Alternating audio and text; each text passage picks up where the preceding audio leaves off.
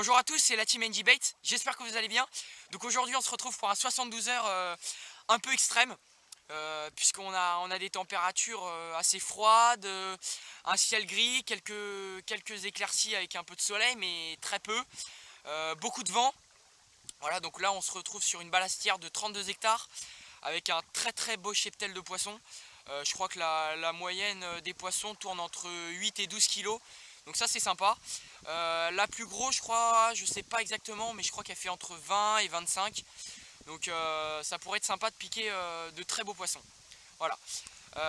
Donc on est là pour 72 heures. On s'est installé ce matin.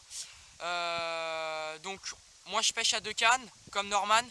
On a mis juste une canne bonus pour essayer de voir éventuellement si on peut piquer des poissons avec une stratégie un petit peu différente, puisqu'on a abordé tous les deux une pêche à 2 cannes en amorçant avec de la graine. Voilà. Donc moi j'ai mis une canne dans un arbre mort qui est vraiment au ras de l'eau, à 10 mètres du bord, et l'autre canne sur une cassure en pente douce. Voilà, une petite pente douce de sable. Donc voilà, je l'ai amorcé au spod. Voilà. Et Norman, toi, t'as abordé comment ta pêche? Bah écoutez, moi j'ai abordé ma pêche à 2 cannes, comme Julien. Je pêche à la graine. Donc j'ai une canne à côté d'un arbre mort, mais l'arbre mort est en dessous l'eau. Donc je pêche à 5-6 mètres en décalé de l'arbre. Donc je pêche à la graine, j'ai amorcé au spomb. Je pêche visiblement sur du sable. Et ma deuxième canne pêche en pleine eau sur une cassure faite de gravier et de vase.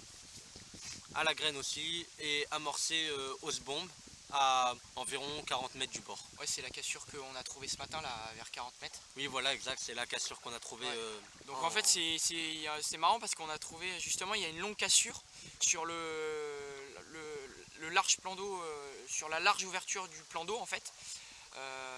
En fait il y a une cassure sur tout le long et du coup en fait c'est marrant parce qu'on peut observer différents substrats tout au long de cette cassure. Je pense que l'étang fait 500, ouais, 500, bien 500, ouais, 500 mètres, entre 300 et 500 mètres. Je ne saurais pas vous dire exactement de largeur, et en fait sur quasiment une bonne partie de cette largeur d'étang, il y a une cassure en fait, hein, à la même distance, et on peut trouver différents substrats. Donc je pense que c'est les poissons qui ont l'habitude de s'alimenter. Donc voilà. On verra comment ça se passe. On vous tient au courant et puis à tout à l'heure. Donc je vais vous présenter le poste. Donc on vient de s'installer, je vais vous présenter le poste. Donc on a une longue bordure, on n'a pas énormément de place puisqu'il y a énormément de bois mort derrière nous. Je vous montre ça tout de suite en détail. Donc le coin no kill, voilà, avec le trépied, parfait. Voilà, ça les cannes. Ensuite, les petits sièges, encore une canne.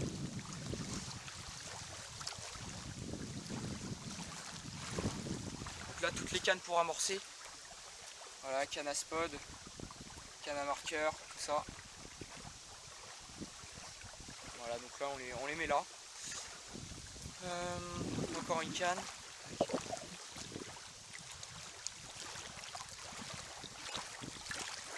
Voilà. Donc nouvelle acquisition, le Nash Titan Groundhog FS. Très bon billy, hein, je vous le recommande. Super. Voilà. C'est à peu près bien rangé. Voilà.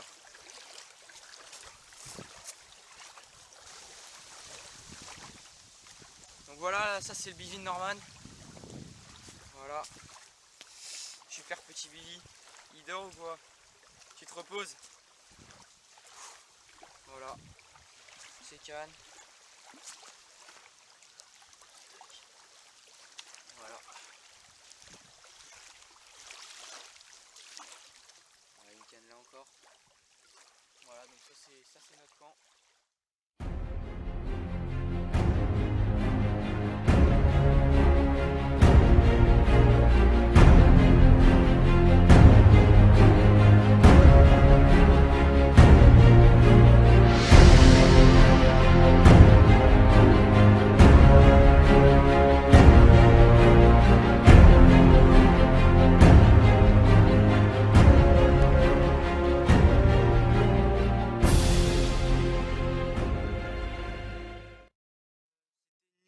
très compliqué. Il a fait froid, il pleuvait, il y avait du vent. Il n'y avait pas énormément d'activité sur le plan d'eau. Mais on a réussi à tirer notre épingle du jeu. Donc Julien a fait pas mal de poissons, du départ et tout, c'était super. Moi pour mon cas, ça a été un peu plus compliqué. Je fais malheureusement qu'un départ au petit matin qui se résume sur une casse nette sur le détecteur. J'ai même pas eu le temps de sentir le poisson une minute. Donc on a replacé les cannes et puis il n'y a plus qu'à attendre la suite. Donc je vais vous parler un peu montage. Quand même pour vous dire à peu près avec quel appât etc. J'ai eu la chance de piquer ce poisson quand même si je ne l'ai pas sorti. Donc c'est un montage en fluorocarbone avec un hameçon S3 de chez Fox, une Tiger et un maïs flottant. Donc je vais vous présenter la Tiger. Donc voilà, ça se présente sous cette forme. Donc ça constitue 25% de mon amorçage. Et là vous avez le maïs, voilà, qui se présente sous cette forme, qui constitue 25% de mon amorçage aussi. Voilà une magnifique commune, sublime, avec des couleurs noires comme ça, magnifique. Ça c'est un poisson typique de ce grand plan d'eau, comme on les aime.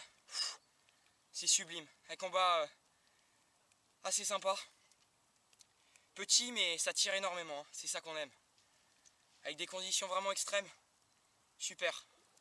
On est aux anges avec Norman. Donc voilà un beau poisson avec un magnifique écaillage. Voilà une magnifique miroir, sublime, vraiment magnifique. Elle m'a fait un départ hyper violent. C'est super de taper des miroirs comme ça. Je vous montre l'autre côté, et juste fabuleux. Ah, sublime. Regardez-moi cet écaillage. Il est fou. Waouh. Allez, on va la remettre à l'eau. Voilà un deuxième magnifique poisson pris sur une Tiger et un maïs flottant. Donc voilà, au bout de 48 heures, je vous fais un petit compte rendu. Norman est parti. Il a eu un imprévu, il s'excuse vraiment 1000 fois. Il a dû partir très vite, donc il a même pas eu le temps de vous dire un petit au revoir. Bon, c'est pas grave. Moi, en tous les cas, je continue. 72 heures. Donc pour l'instant, petit compte rendu. Donc c'est simple, pour l'instant je suis à 3 départs pour 2 poissons au tapis. Donc comme vous avez pu le voir, ce sont de très très très beaux poissons. Vraiment quasiment jamais piqués, hein. Voilà, magnifique avec des écaillages de fou, des couleurs de fou. Donc c'est super. Donc le montage qui m'a permis de piquer ces 2 poissons là. Donc c'est tout simplement un capteur WeGape. Voilà, en numéro 8. Ensuite avec une petite gaine thermo rétractable. Donc vous savez, toujours pour aligner lèche en fluorocarbone par rapport à la hampe de l'hameçon. Donc ça me réussit beaucoup sur ce plan d'eau là et sur les autres plans d'eau. Ensuite en èche on a 2 Tiger avec un maïs flottant. Donc j'ai varié les èches.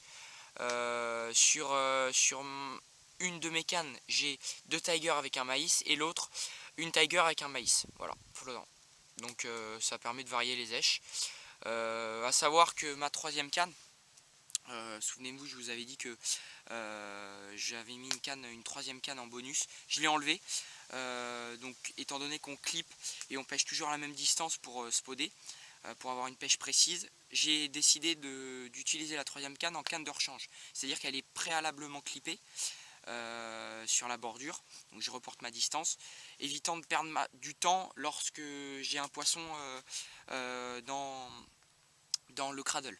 C'est-à-dire que je prends ma séance photo, je remets le poisson à l'eau et j'ai plus qu'à relancer l'autre canne de rechange pour qu'il y ait une canne qui pêche toujours. Voilà, ça m'évite de perdre du temps, de clipper, de relancer, d'amorcer. Voilà, j'ai plus qu'à lancer, amorcer et c'est terminé. Voilà, étant donné qu'on est sur une très très très grande étendue d'eau, j'ai pas trop l'habitude de pêcher, donc c'est pour ça. Il faut maintenir tout de suite les poissons, hein. S'ils viennent en banc, faut vraiment essayer de les piquer au maximum. Donc voilà, c'est pour ça que j'ai mis une troisième canne de rechange. Voilà. Donc on va l'appeler la canne compétition. Voilà, comme ça elle est toujours clippée, toujours prête à lancer. Voilà, donc ça me fait une canne de rechange, c'est mieux. Voilà. Bah écoutez, c'est tout ce que j'ai à vous dire. Au niveau météo, on a carrément changé du tout au tout. Il y a du soleil, il fait quasiment pas chaud, mais il fait bon. J'ai même sorti le bécher, je me suis mis au soleil, super. Donc c'est cool, c'est cool. Le vent n'est plus sur notre face, donc ça je trouve ça moins bien. Il balaye en fait la largeur de l'étang. Donc on verra si les poissons sont quand même actifs. C'est vrai qu'on voit plus du tout de saut. L'étang est un peu sur off en fait. Donc on verra ce que ça donne.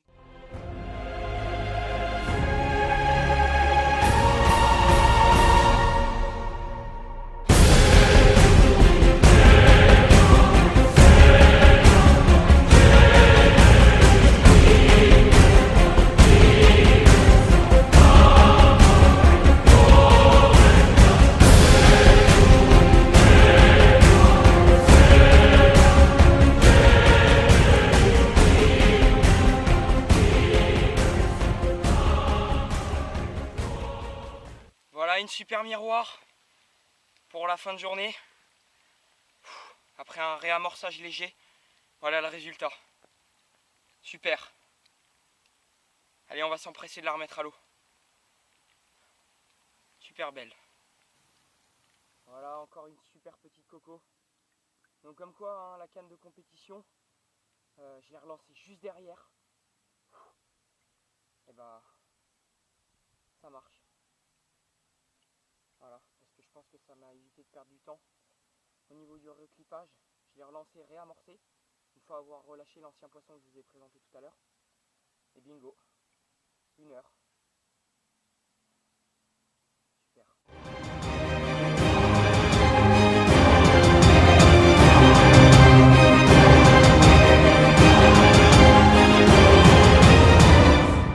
Voilà quoi de mieux pour terminer cette belle session. Super. Encore un fiche typique de grand plan d'eau avec des micro pépites au-dessus. Superbe. Je vous montre le deuxième côté et sublime. Voilà son deuxième côté. Magnifique. Sublime.